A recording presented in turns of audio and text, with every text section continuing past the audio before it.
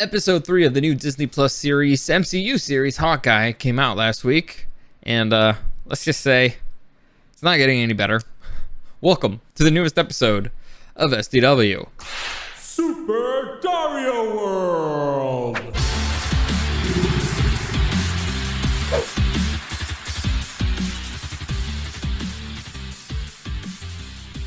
Okay, yeah. So, as most of you know, this is a pre-recorded episode because I'm currently not in town. Maybe I am in town. Maybe I'm flying into town right now. Who knows? Point is, I'm out of town. And so I pre-recorded this one, so I watched it last week. It's a little bit confusing to try to explain this way, but whatever, doesn't matter. As always, any comments, questions, or suggestions, you can find me at Super Dario World on YouTube and on Twitch. You should be able to find me live tomorrow at 10 a.m. there. You can join me in the chat, be a part of the conversation if you want to. I believe tomorrow, if everything goes okay, we should have another Otaku Tuesday, and I have no idea what we're going to talk about at this point. But if you want to check out my adventures from my trip, you can always do that on Instagram at DarioSDW. So let's get into this because the show, like I said, listen, it's a show. And like I said, this is the big thing that you need to know about the show. Disney has given up on making MCU shows for adults. They're for kids. This show's for kids. Now, it had a few good moments in it, but overall, this show is definitely 100% for kids. It's not for grown-ups in mind. So keeping that in mind, let's go into here the full breakdown. We'll go through, again, the whole episode because, honestly, it's a more fun way to do this. So the episode begins, and we're introduced to kind of this little girl. It's 2007. You're introduced to this little girl who you very quickly realize, A, is into dragons, and B, she's deaf. Now, it's not clear if she's mute and deaf, but it's pretty clear that she can't hear at all. And so here's where things kind of start to annoy me yet again. It's little things. Because, again, I've been complaining about how this show is really forced for pretty much the entire last episode. I complained about how the show's forced. Well, what is Hawkeye currently losing? You know, his hearing. He needs a hearing aid. He's losing his hearing. So he's kind of learning a little bit of sign language. We saw it on the previous episode. And here now, it looks like the main antagonist is deaf. So, major coincidence there. Again, this is not forced at all, dude. This is all natural. But we'll get into more of that in a minute. So, we learned about her relationship with her dad. It's clear that the dude's kind of like a good dad, and there's a reference. I know there's a lot of references here to things that could be something. Like here they talk about dragons from another world. It could be a reference to Shang-Chi.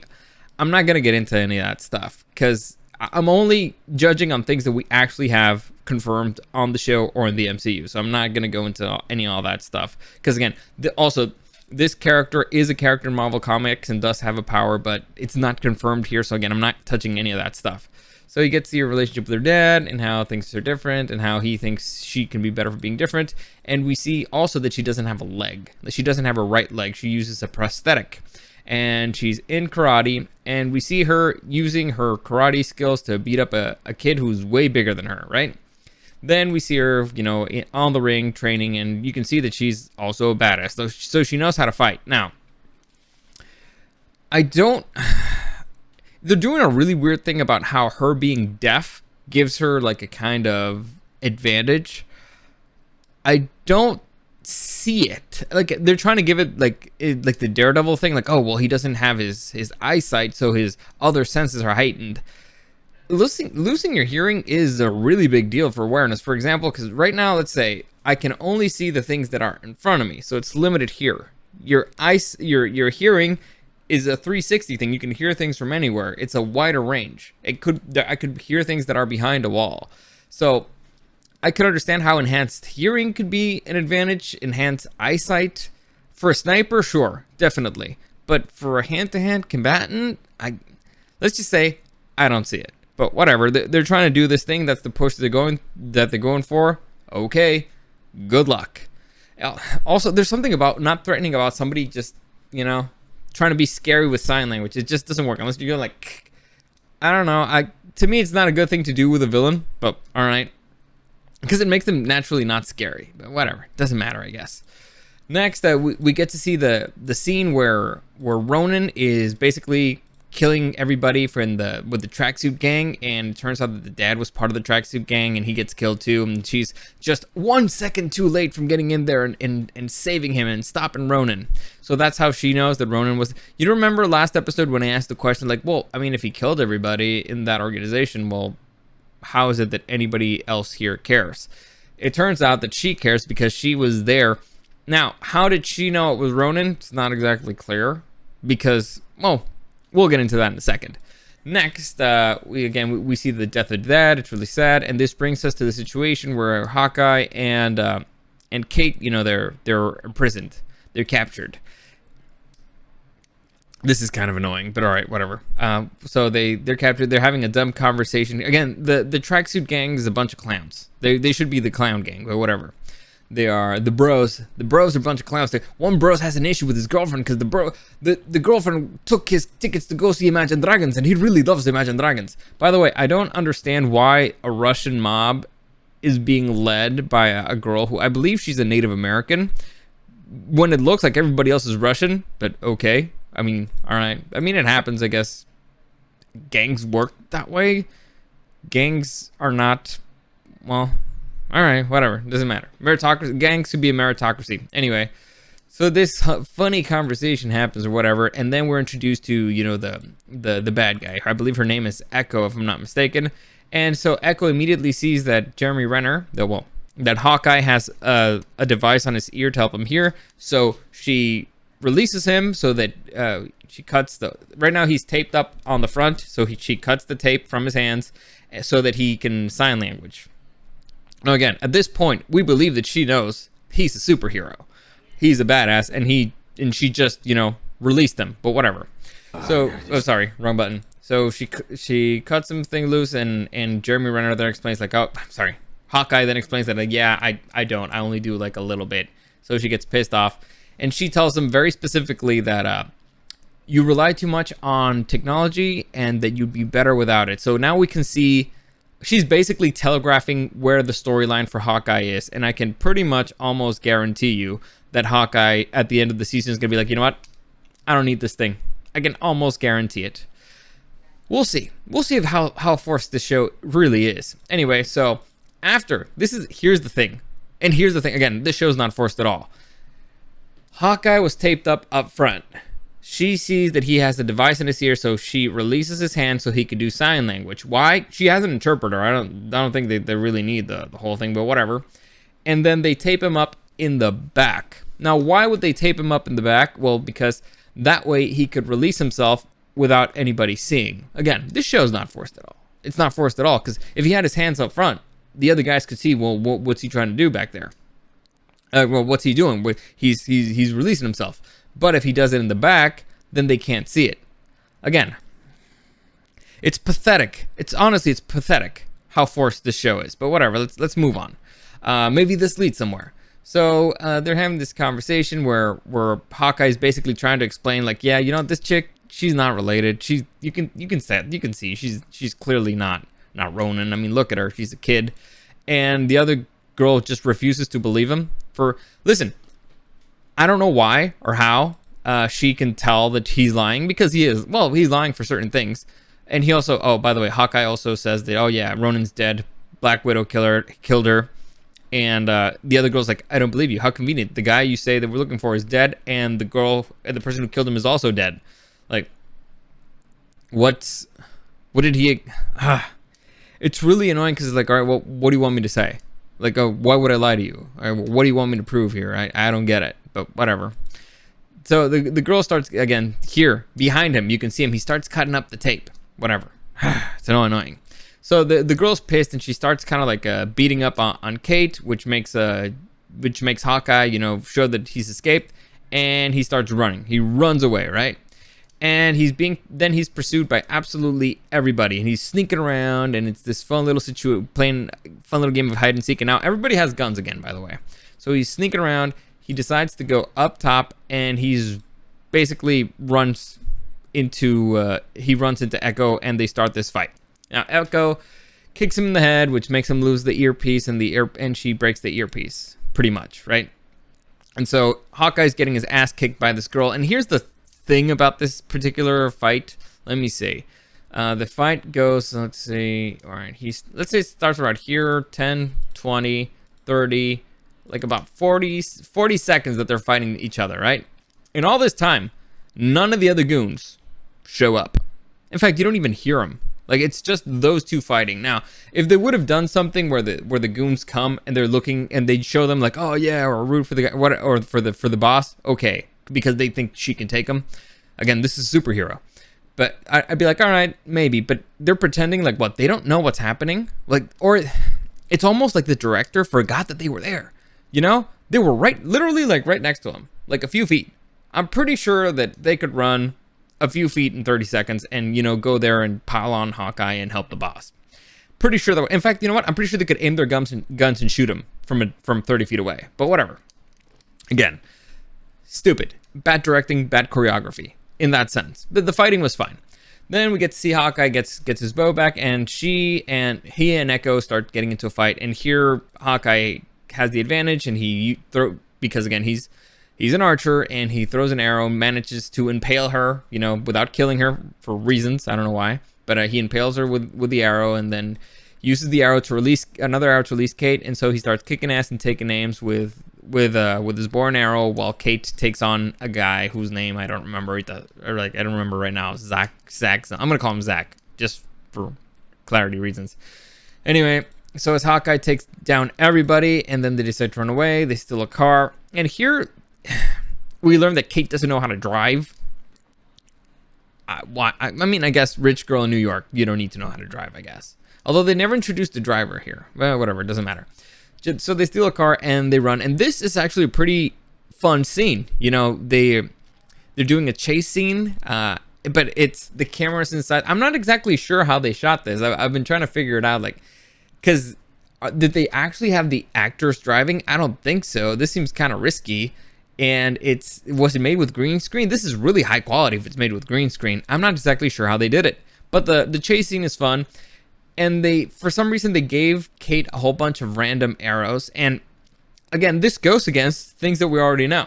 So what we know from Hawkeye that we learned in the very first Avengers movie of how he uses trick arrows is he has a device on his bow that he flips around, and that switches the head of the arrow that he's about to pull out.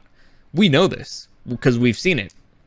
Now, maybe it's possible that because, you know, Hawkeye, he's retired, and so maybe he had a quiver of trick arrows that he took on his trip with his family, or he had it stashed in New York somewhere, and maybe that's what he's using. Just seems a little far-fetched, but okay. I mean, it's possible, and that's why he doesn't have the high-tech quiver that he used in the movies. Fine, it's possible, whatever. It's weird that he doesn't tell Kate what arrows she's using, but all right, I guess for comedic purposes, this is fine. The chase, like I said, it's a little bit fun. It's entertaining. There's weirdness into it, and again, there's something about, you know, the villain being deaf, with that the way that you know that she's angry, she has to she has to overact with her face, like, well, I can't tell you, I can't be like, so she's got to be like, sorry, all right, whatever. The chase continues, and here they do something that's a little bit weird. So, all right, they end up winning the particular chase here because they throw an arrow, a normal arrow, and then Hawkeye shoots that arrow with a pin particle arrow. Let me see if I can find the exact image of it. There's got to be an image. Damn it. No, I don't think I have it. But anyway, the point is he shoots that with a pin particle arrow. For those of you who don't know, a pin particle arrow is a arrow that the pin particles make it basically has to do with Ant-Man. It's what makes things big or small. Now, why he would have that kind of arrow is beyond me, or why they didn't really explain it, because it's again, if you haven't watched the MCU and all the movies, you probably don't understand what a pin particle is, but whatever. Doesn't matter. I guess it was funny. And so they manage to narrowly escape, and they get on the subway, and here Hawkeye, he just can't hear Kate at all because he doesn't have his earpiece. So they decided the next part of their plan is she needs to go get an earpiece. So here we have like a nice little heartwarming conversation where the Hawkeye's little boy, his son, calls him, and so he can't hear him. So Kate's, you know, being his ears, and, you know, this little Kate's like, oh man, this is actually like a real person, whatever. He's not just like a hero, he's actually a man. And Hawkeye's like, man, I can't even hear my own kids. So it's one of those scenes that's supposed to, bring the characters together. It was fine. It was well acted and all that stuff. We get to see the villain. Oh, by the way, we also know that there's somebody above Echo. There's somebody called Uncle. I forgot to mention him. Uncle actually appears in the beginning. There's a lot of speculation of who Uncle is. There's, again, rumors. Could it be the Kingpin? Could it be this? It's probably going to be Jack. If I have to guess, I'm assuming it's probably going to be Jack because, that's just our luck. It's not going to turn out that our boy Jack is actually just an innocent goof. It's going to be that he's the big bad, but whatever. So they have this conversation, and here, again, they point out a few things that are weird. Again, this guy Zach, or whatever his name is. Echo, only one person can speak sign language, and that's this dude right here, Zach.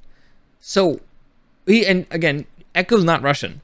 So why are the tracksuit gang boys taking orders from her? They can't understand her. They literally can't. She can't talk on the phone. So why would they take orders from her? It makes no sense. But all right, whatever. I guess. I mean, she's not Russian, and they don't speak the same language literally. So, all right, but still, I guess. Reasons, I don't know. Next, so we get to see Hawkeye get his thing fixed, and then there's a conversation between Kate and Hawkeye, where basically Hawkeye's like, yeah, I'm not a role model to anybody, and it's like, dude, you're a dad. Like, dude, kind of like it's an important job, and you should be a role model there. So I don't know what you're saying that you're not a role model, but Kate's like, no, you came back to save me, a complete stranger, and it's really weird, but I appreciate it. And Hawkeye's like, yeah, fuck. And so he's kind of like trying to not talk her into not being a hero, because Kate's like, oh man, I when I put on the suit, I felt like that's what I'm supposed to do. And Hawkeye's like, yeah, you'll lose a lot of shit. You'll earn some cool stuff, but you're gonna lose a lot of stuff. So, like I said, then they talk about costumes and stuff, and it's a fun little conversation. It's fun to see these two interact. It's just weird. And for some reason, then Kate goes directly into talking about Ronan and how she speculates that it's somebody close to him. And it's like, why? All right, I guess. Then Kate, let me see. Kate tries to explain why she thinks that Jack is Jack, by the way, Jack is the mom's boyfriend, why she thinks that she may have killed, what's his name, Armand. And so while they're talking about all that stuff, well, actually, first off, he explains who the boss of the tracksuit gang is, and the tracksuit, basically, he doesn't explain why he didn't kill the boss, which is another thing that I thought was like, hey, why didn't Ronan kill the guy? Like if there's a big boss out there and he knew about the big boss, why didn't he go after the big boss? It sounds like it's Ronan thing. It's a Ronan thing to do, but I guess he didn't want to. Anyway, so Kate tries to explain how the butterscotch makes her think that Jack's actually a killer, and for some reason, Hawkeye goes along with it. He's like, oh yeah, that's weird, but they agree to try to find more evidence. They go to the mom's apartment. She tries to hack into their system, and she starts investigating Zach. I don't know why they're investigating the tracksuit gang. I don't know how they made a correlation to Jack, other than the fact that they were both at the same spot when the heist was being done. But whatever, they're going after him, and they're trying to find something that brings them together. Then all of a sudden, the account that she's trying to hack, it gets disabled, and Hawkeye gets met with a sword to the throat by Jack. So that's where the episode ends. Overall, like I said, this is not a terrible episode. In fact, I would argue that most of it is pretty good. The problem is that overall the story is pretty bad. It's not, again, it's too forced. This show's too forced. They're trying to force too many things that make no fucking sense. It could still maybe go somewhere. They can set up bullshit and do good stuff with it. I don't see it because, again, this is a kid's show. It's not a show for grown-ups. So to me, that's the biggest flaw in this show. It's for kids. The bad guys are a bunch of clowns, bro. They're a bunch of Russian clowns, and they go around and they do stuff, and they have issues with girlfriend, and they take the tickets to Imagine Dragons, and it's very annoying, and so we'll see where this goes. It's left in a situation where we might finally find out if Jack is a good guy or a bad guy, because here's the big important detail that we see at the end. Jack is using Ronan's sword to threaten Jeremy Renner, Hawkeye, who we know as formerly Ronan. So might be the moment where we get to see Jack's true colors, or it could just be that he's a fanboy, or it could be that he's actually a bad guy. We'll see. Not exactly clear. We don't know exactly what's going to happen, but at least it's something to look forward to, right? So that's it for today. As always, any comments, questions, or suggestions, you can find me at Dario, at Super Dario World, and at Dario SDW on Instagram. Like I said, I'm not sure if I'm going to live stream tomorrow. I probably will. If things might go back to normal, because unfortunately I'm going out of town again on Wednesday. I don't know how this is going to work, but we'll see. Like I said, comments, questions, suggestions, you can find me there live. And if not, you can just send me stuff on my Instagram at DarioSDW. As always, thank you for joining me, and I'll see you again next time.